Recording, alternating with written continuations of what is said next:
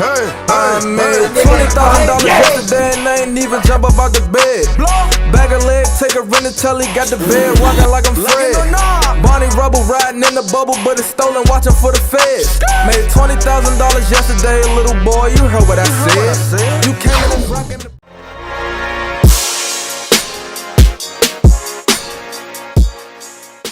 It's the dark skin Sarah, my nigga.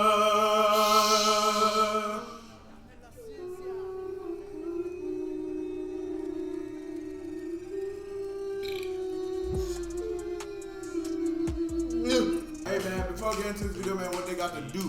They got to subscribe, like, and comment down below. They can't do not need to post up this bell. Do not need to post up this bell because I'm trying to notify every single time we upload. And listen, y'all, Cameo. We got a Cameo now, so if you guys want to shout out a happy birthday, what's up? Cameo! Go on Cameo at the Dark Skin Saviors and you will have an opportunity. Don't sleep on that. Explain what a Cameo is, because I feel like a lot of people probably don't know what the fuck. So basically, Cameo is one of our partners that allows us to send you guys private, personalized messages in order for us to talk to you. Yeah. So, at a price. And if you want to do a shout out, or you want us to sing a happy birthday to you, or any celebration you're trying to do and you want us to be involved in it, you know, through Cameo.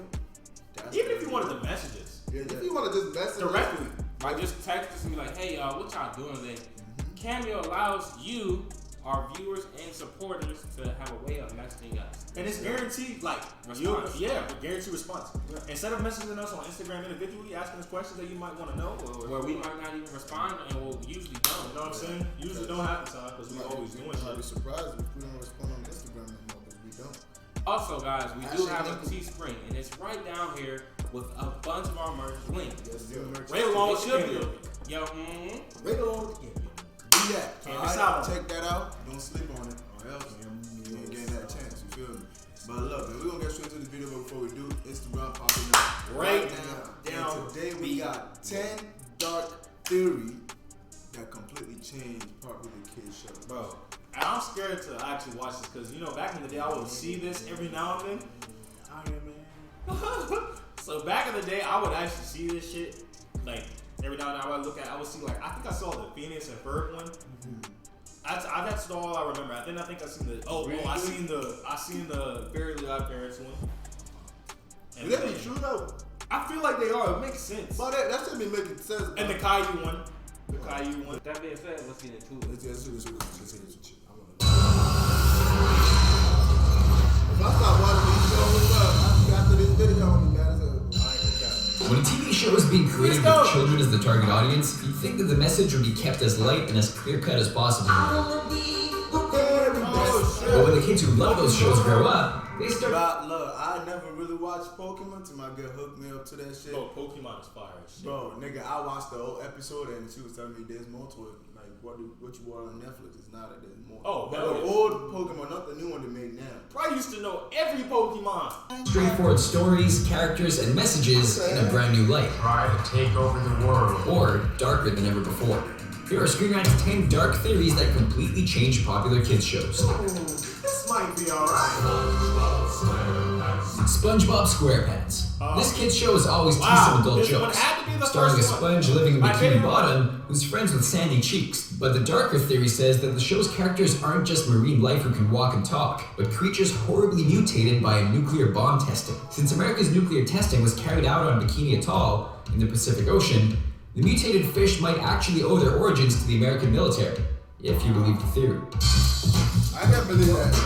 Fresh Prince of Bel-Air. One little fight is all it takes to send the Fresh Prince to live with his rich aunt and uncle in a Bel-Air mansion. But according to some fans, the Fresh Prince didn't make it out of Philly at all. That little fight was rougher than expected, with his rare cab giving him a ride to heaven, not California. All we know is that if the theory is true, the angels are a lot less accepting than we've been told. I got the power!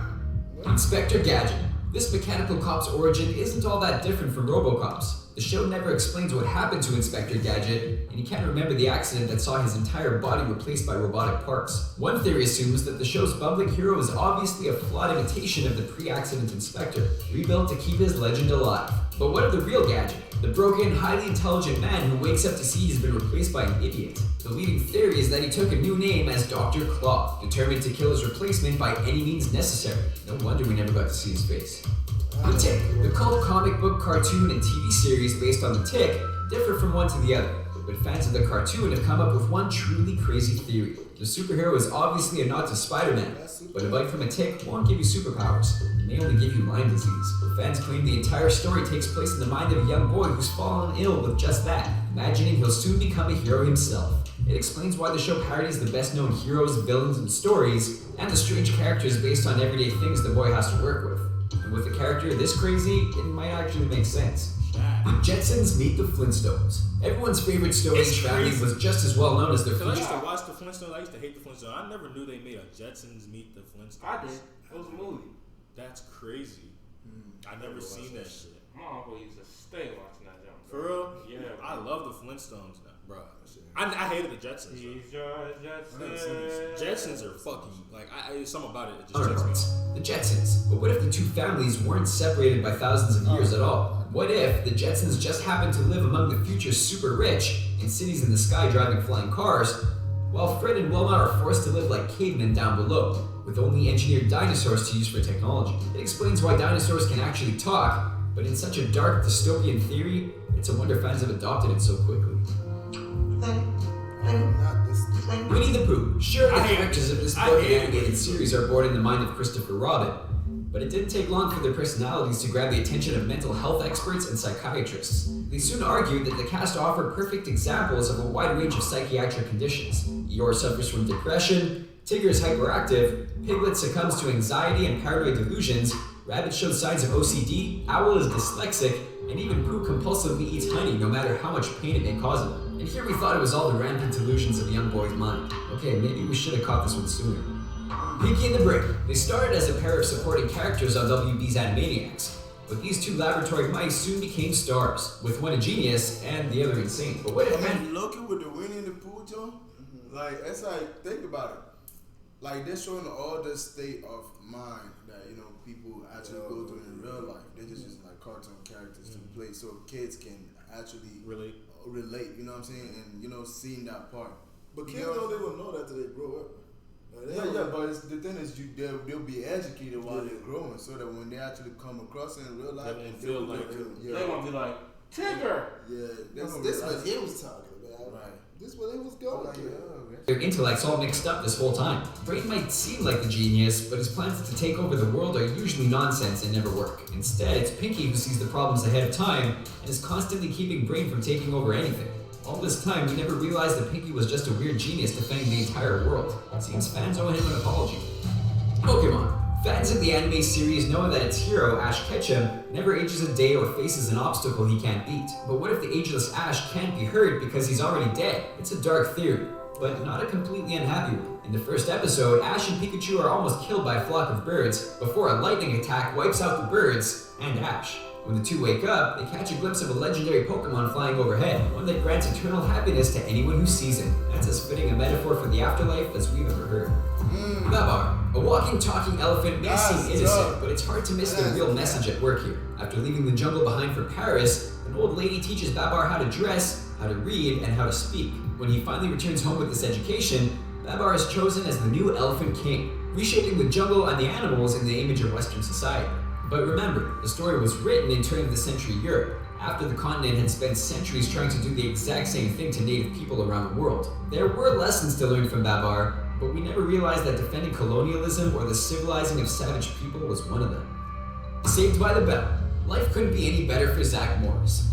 He never has a bad day, he can talk his way out of any trouble, and he's even able to stop time itself to talk to the camera. It seems too good to be true, so what if it is? After all, the actual title and theme song of Saved by the... Question, what the fuck is Saved by the Bell? You never seen that show? Yeah. I've heard about it. I heard about it too, but I don't think I've seen it. I've never seen it. I used to watch it. It's an older show. For real? Yeah. They So look old like, as shit. like a time traveling thing or something? What? No, it's like a school. Like they go to school and whatever the case may be, and they. Honestly, I've seen the show, but I've never watched it long enough to know the premise. Oh. Makes school sound like Zach's worst nightmare, just hoping for the bell to set him free before his alarm clock starts it all over again. Fans have an explanation. The show is total fantasy. The The real Zack isn't popular, good-looking, or powerful. What audiences see is the life he dreams about once his actual school day is ended. Talk about depressing, but also comforting. Nobody could ever be that cool in real life. Those are the dark and incredible fan theories that forever changed our idea of hit children's shows. But do you know any we missed? Share them in the comments, and don't forget to subscribe. I don't know why that Ash one was kind of deep, bro. Pokemon? Yeah. That Ash one was pretty. Because I knew that part of the show that I saw, like, that's like towards the beginning, too. That was So they're saying the nigga's basically dead? Yeah, he's like dead. Like, he in the afterlife the rest of the, The rest of the time of being on Pokemon. And that's why you be seeing the rare jumps that's almost extinct. Because they already dead. Yeah. That shit is crazy. That's tough. And that's why they call Ash, because they cremated the ashes, bro. That nigga's ass, bro. No, that makes sense. I mean, The lightning struck. And it And turned it to just ash, bro. It desolated everything around him. Like, even the birds died. So Pikachu trying to take a Pikachu. A Pikachu. Damn. Nigga's stupid. But hey, but anyway, but that will be it for today's 10 dark stories, man. Hey, Let us know down below how you fuck with it, man. If you fuck with it or not. Because, nigga, low key, some of these was kind of fucked. And the Bel Air one was kind of fucked up, too. Cause he basically was like a true life story. He was basically saying how because y'all was like questioning the Fresh Prince one. He basically was like that fight that he got into. He actually died in that fight, and he didn't move to Bel Air. He went to heaven, bro. Yeah, that's tough. That one I don't get. I don't. The dude that they were, I think, impersonating, it was they were supposedly. Like, so it wasn't him. It was probably somebody. No, it was like a story behind it. It was like basically what he's saying is that it happened, something like that happened before, but the dude did not move to Bel Air. He actually, the fight was that he got into, because you know how Fresh Prince said, I got into a fight and my mom got scared and said, "You're moving with your auntie and uncle to Bel Air." That fight, somebody it was like a story, a dark story about somebody actually got into a fight. It was supposed to move the building? Yeah, it was supposed to, and he died. Or maybe somebody lose their life in that fight. Hey, but with that being said, though, y'all. Hey, that'll be it for this video. I hope you guys enjoyed this video. Comment down below what you'd like to see for the next theory, because I feel like there could be more of this cartoon. I want to see Tom and Jerry shit too. But look, man. Please don't forget to like, share, subscribe if you're new. God loves you. Jesus bless you. Wait, I got a theory, man. Nah, I'm just joking.